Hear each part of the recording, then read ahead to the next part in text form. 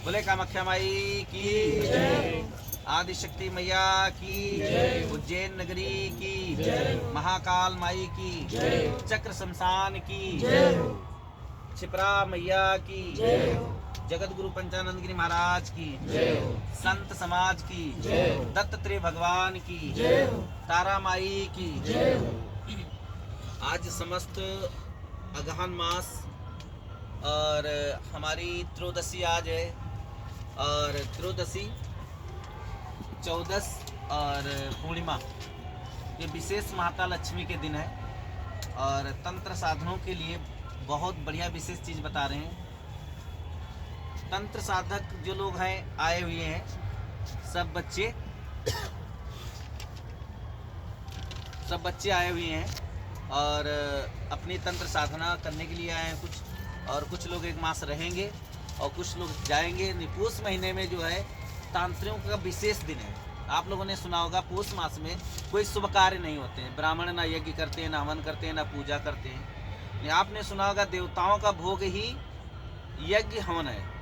तो ये रात्रि जो है तांत्रिकों का पूष महीना और आधा माघ, मतलब 2 महीना जी ऐसे तांत्रिकों के दिन है। अगर कोई भी तांत्रिक अपनी जो सिद्धि प्राप्त करना चाहे तो प्रत्यक्ष उसे दर्शन होते हैं। अभी पूष के बाबत में बताएंगे। पूष जो दिन है, पितरों की साधना जो होती है पूष महीने में होती है। तो तिथिया नक्षत्र जैसे बच्चों को लिखा दिए, तो जो नहीं आ पाए हैं, जितने शिष्य हमारे हैं वो अपना नोट कर लेंगे तारीख और डेट, और देख के ये जो माघ महीने से और पूष महीना जो है पंचमी से कार्य शुरू कर दें अपना। और वैसे तो परिवार से भी शुरू कर सकते हैं, 27 दिसंबर से भी।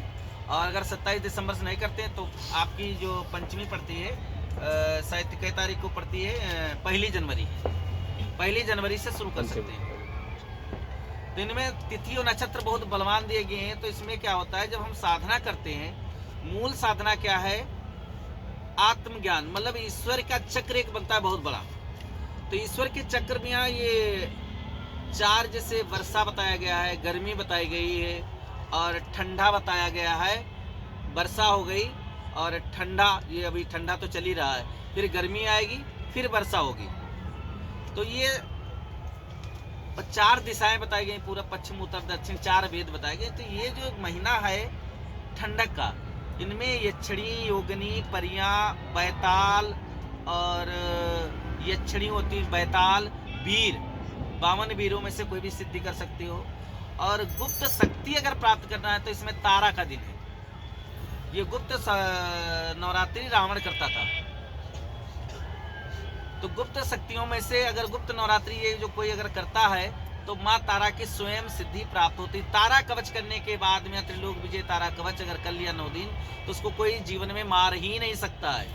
जैसे राम जी ने बहुत युद्ध किए, चैत्र नवरात्रि बीत गई, फिर ये गुप्त नवरात्रि रावण चल रहा था, फिर आषाढ़ की नवरात्रि बीत गई। तो आषाढ़ में भगवान राम ने गुप्त नवरात्रि किए थे, ये तो माघ किए, वो आषाढ़ की। तो उनमें तारा कवच और तारा की सिद्धि जो है, भूत प्रेत और मसान, सबसे बलवान गुरु की देवी तारा है। तो तारा की सिद्धि बहुत जल्दी प्राप्त होती। मसान, भूत प्रेत, शमशान जगाने के लिए इससे महीना भ्रष्ट है ही नहीं। जो अभी हम लिखाए हैं ये पड़ेगा शायद त्रयोदशी, 14 अमावस्या जो पड़ेगी पूष की।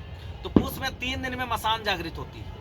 3 दिन में आपको प्रत्यक्ष मसान सिद्धि दर्शन हो जाएंगे मसान के। निर्मय का पंच मकार का भोग लगाना है जिसको करना है।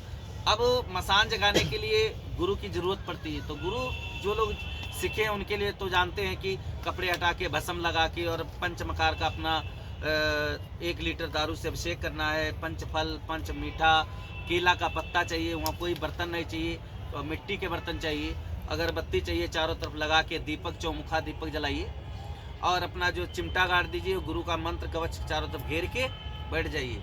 तो मसान में अगर 3 दिन करते हो, द्वादशी वाली रात लो, द्वादशी, त्रयोदशी रात और 14 वाली रात, तब आपको अमावस्या 3 दिन मिलेंगे। नहीं, लोग त्रयोदशी करते हैं, 14 करते हैं, अमावस्या वाला परिवार मिल जाता है, इसलिए सिद्धि शमशान की नहीं होती। तो द्वादशी वाली रात्रि और त्रयोदशी रात्रि, 14 वाली रात्रि, ये लेनी चाहिए 4। तो ये 4 दिन में सिद्धि प्राप्त होती है, ये गुरु ही बता सकता है। और लिखावट में है त्रयोदशी, 14 अमावस्या। अमावस्या तो 4-5 बजे दिन में समाप्त हो जाती है, रात खाली होती है, तांत्रिक बैठता है 12 बजे रात में। तो आप लोगों को ये जो स्मशान की विधि हम बता दिए हैं, और ये लास्ट महीना चल रहा गहन, जो अभी अमावस्या जो हमारे यहाँ दीक्षाएँ होती हैं, ये अपनी बस हम पूर्णिमा तक दीक्षा देंगे। इसके बाद में कोई आए अपनी मर्जी से न कुछ करे तो हम नहीं कह सकते। 1 महीना तक दीक्षा मैं नहीं देता हूँ। फिर उधर गुप्त नवरात्रि में होंगी, 5 दिन पंचक चालू हो जाएंगे। पंचक में दीक्षा नहीं लेनी चाहिए। तो माघ महीने में उधर दीक्षाएं फिर होगी तारापीठ में। फरवरी में हम तारापीठ, बसंत पंचमी, गुप्त नवरात्रि तारापीठ करेंगे अब। तो जिन लोगों को गुप्त नवरात्रि करना है तारापीठ आएंगे, संपर्क करेंगे, वहाँ फरवरी में हम मिलेंगे। और अभी जनवरी तक यहाँ अपने उज्जैन नगरी में, महाकाल नगरी में जो कार्यक्रम चल रहा है, और बच्चे कुछ गुप्त नवरात्रि यहाँ भी मसान में, और यहाँ चक्र शमशान मसान है, यहाँ पे साधना गुप्त नवरात्रि 9 दिन करेंगे। उन बच्चों को कराऊंगा। कुछ अस्त्र शस्त्र विद्याएं चाहिए, तो अब जो है अब न समय आ गया, जो पुराने शिष्य हैं उनके लिए, जैसे है मान लीजिए यक्षिणी है, विशेषतर कामेश्वरी यक्षिणी है, धना यक्षिणी है, और काम रूप यक्षिणी है, तारा यक्षिणी है, काली यक्षिणी है। मतलब कोई भी यक्षिणी हमें करना है तो उससे क्या है, हमारे धन का आगमन, अन्य चीज़ों का, और हम विकास करना चाहते हैं कर सकते हैं। तो बट यक्षिणी बट के नीचे करी जाती, खीर का भोग लगाएगा। पूस महीने में बहुत जल्दी यक्षिणी सिद्ध होती है, तो जिनको बच्चों को करना है पूस महीने में कर लें या माघ महीने में। फिर ये मोहिनी आकर्षण वशीकरण जो बाण है, कामदेव की रति प्रिया बाण, ये माघ में चलेगा। बसंत पंचमी से शुरू हो जाएगा और होली तक मोहिनी जिसको सिद्ध करनी है वो सिद्ध कर सकता है। होली तक अगर 10 दिन 11 दिन का अनुष्ठान करता तो उसमें राज मोहिनी, मन मोहिनी, तन मोहिनी और आकर्षण, वशीकरण, ये सारी विद्याएं उसमें प्राप्त होती है। ये भगवती की, महामाया की मोहिनी है। और जब भगवती ने बाण माना था इसलिए रति को दिया था, और भगवान शिव ने कामदेव को दिया था। तो कामदेव बाण जो फूलों का बनता है, धनुष बनाया जाता है, जो आकर्षण के लिए वो होता है। आपने देखा था लवणासुर को उन्होंने वध किया था, नहीं भगवान शिव के रूप में काल रूप से पैदा हुआ था, जो भगवान का पूरा रूप शिव जी का धारण किया था। माता ने उसके मोहिनी बाण मारा था। तो इनमें जयंतियाँ कुछ विशेष पड़ी जाएंगी, और पूस महीना तांत्रिकों के लिए बहुत विशेष है। तो आइए अब हम तिथि कुछ बता देते हैं, आप लोग सुन लें किन किन तिथियों में करना है, और बच्चों को लिखा दिए हैं। तो पहली आपको पूस माघ में पितरों से आपकी पंचमी से सिद्धियां चालू हो जाएंगी पितरों की। फिर जो चतुर्दशी है रुक्मणी अष्टमी, उस दिन आपको माँ भगवती के दर्शन भी हो सकते हैं, और काली का विशेष खप्पर और काली की सिद्धि भी प्राप्त हो सकती है कि ये हस्त नक्षत्र है, रुक्मणी अष्टमी है। तो लक्ष्मी की, रुक्मणी जी की अष्टमी, मतलब भगवान कृष्ण की पत्नी थी रुक्मणी, आप लोगों ने सुना होगा। तो बहुत सुंदर थी रुक्मणी, और रिद्धि सिद्धि देने वाली थी। पूस महीने में मनाई जाती है रुक्मणी अष्टमी। तो रुक्मणी एक भक्ति का मार्ग भी है, और धन का आगमन भी देती है, रिद्धि सिद्धि प्रदान करती है रुक्मणी माता। अब ये लोहिया जयंती है, आपको पड़ेगी पूस शुक्ल पक्ष 2 को, श्रवण नक्षत्र है, तो पंचक लग जाएगा। तो पंचक में हमें क्या करना चाहिए, जिसे राहु की साधना, मेघनाद की साधना, रावण की साधना, 5 दिन अगर कोई करता है असुरों की साधना तो तुरंत प्राप्त होती है पंचक में। ये पंच जो है, पंच देवताओं को अगर आपको 5 को बस में करना है, जैसे पंचपाल, पंच देवताओं को बस में करना है, तो मनुष्य को पंचक में करना चाहिए। तो बच्चे पर पंचक होता, तो पृथ्वी हो गई, आकाश हो गया, पृथ्वी हो गई, आकाश हो गया, अग्नि हो गया, जल हो गया, अब वायु हो गई, मतलब वरुण, जल, वायु देवता हो गए। तो ये 5 देवता माने गए हैं, ठीक।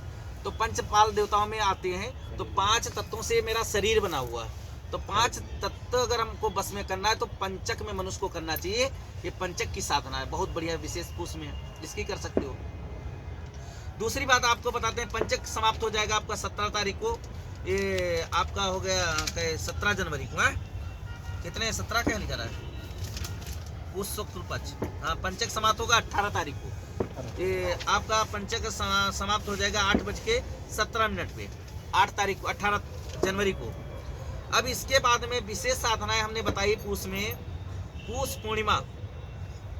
तो पूस पूर्णिमा, और ये आपकी अमावस्या कहाँ रह गई, अमावस्या लिखे रहा है, पूस अमावस्या। तो हम अमावस्या को बताए थे, ये 10 तारीख को, 11 तारीख को पड़ रही है अमावस्या पूस में। नहीं, आपको साधना करनी है, जिनको रात्रि में अमावस्या लेना है तो 14 को, मतलब 10 जनवरी को बुधवार को। और जिनको मसान साधना करनी है उनको 6 कृष्ण पक्ष दशमी हो गई और 17 एकादशी द्वादशी ये सोमवार से शुरू करनी चाहिए। भगवान शिव माता पार्वती की अघोर मंत्र जप करते हुए और द्वादशी शुक्रम पूस कृष्ण पक्ष।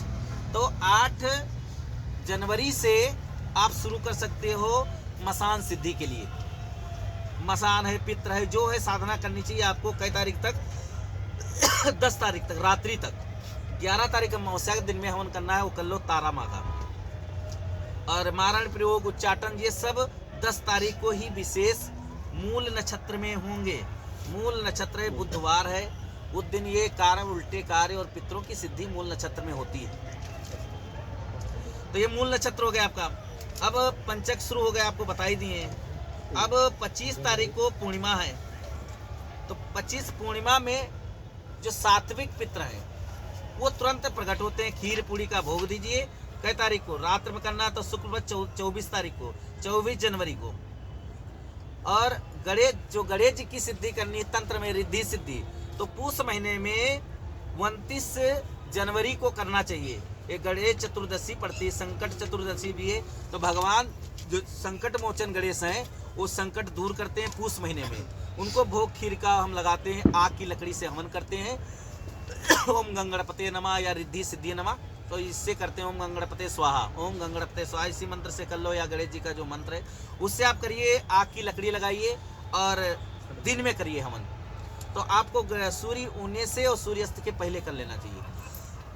उसमें आपके जो बंधन का लगा हुआ है, कोई द्वार बंधा हुआ कुछ है, तो गणेश जी की कृपा ऐसी हो जाती है, बुद्धि खुल जाती है, विवेक ज्ञान और रिद्धि सिद्धि तुम्हारे दरवाजे पे विराजमान होती है। रिद्धि सिद्धि प्राप्त होगी और हर जगह तुम विजय प्राप्त कर लोगे अगर आग की लकड़ी से हवन करते हो।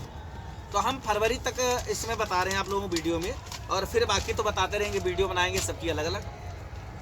तो आपकी गुप्त नवरात्रि फरवरी में है, ये पड़ेगी आपकी फरवरी में गुप्त नवरात्रि मौनी अमावस्या ये आ गई।